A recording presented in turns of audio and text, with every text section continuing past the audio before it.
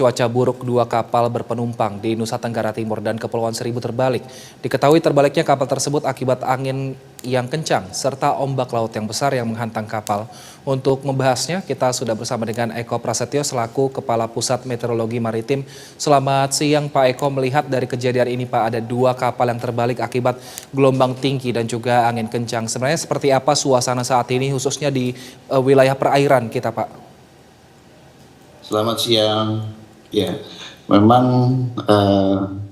saat ini di sebagian besar wilayah perairan Indonesia ada potensi terjadinya gelombang tinggi. Dan ini BMKG sudah memberikan upaya antisipasinya, upaya adaptasi dan mitigasinya sejak 2 hari yang lalu. Bahwasanya di sebagian besar perairan selatan Indonesia dan juga di beberapa wilayah Laut Jawa ada potensi kenaikan gelombang tinggi.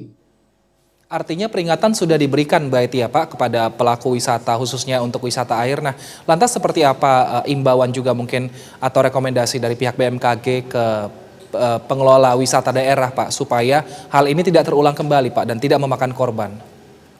Ya, BMKG sudah menyampaikan informasi peringatan dini gelombang tinggi ini ke seluruh pihak terkait, termasuk di seluruh pelabuhan, termasuk pelabuhan-pelabuhan wisata atau di tempat-tempat wisata di beberapa atau sebagian besar pesisir Indonesia.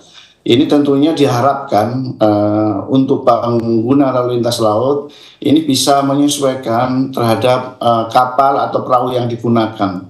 Juga peruntukan dari perahu itu sendiri, apakah cocok atau sesuai dengan potensi gelombang tinggi yang akan berlangsung di wilayah mereka masing-masing.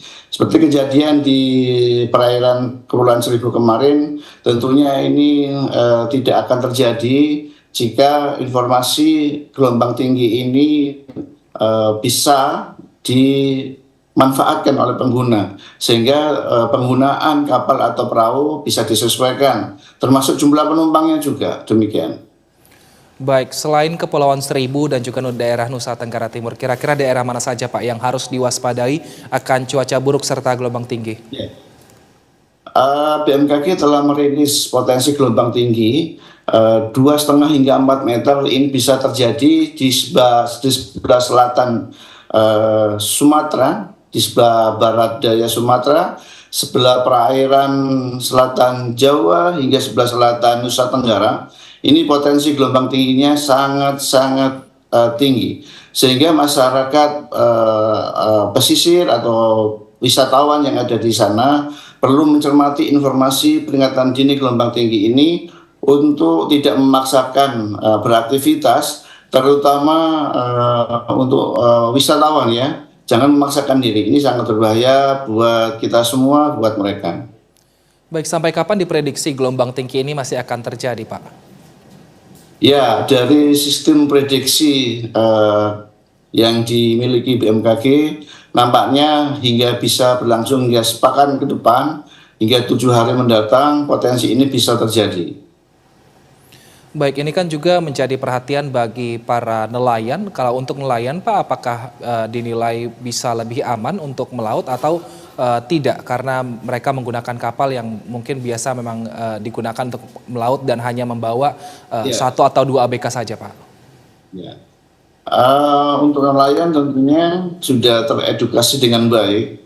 Mereka sudah terhubung dengan komunitas nelayan sadar cuaca yang dibina oleh BMKG bersama kementerian lembaga terkait, sehingga masyarakat nelayan ini lebih mengerti ya menurut kami, karena mereka sudah terbiasa dengan kondisi seperti ini dan mereka umumnya patuh ya untuk beraktivitas. Mereka tidak akan memaksakan diri melaut jika ada informasi potensi gelombang tinggi seperti saat ini.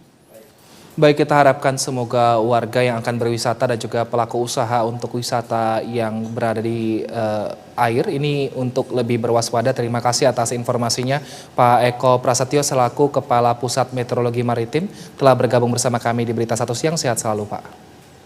Baik, terima kasih.